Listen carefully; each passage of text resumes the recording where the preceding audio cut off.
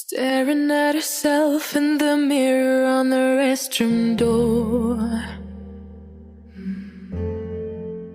Voices in her head that mirror what she's heard before. All the things they said to hold her back, they never seem to leave her head and tend to keep her mind at war. All the things they said to hold her back, they keep her locked inside of all the times when she's been hurt before. Her eyes are swollen as she tries to hold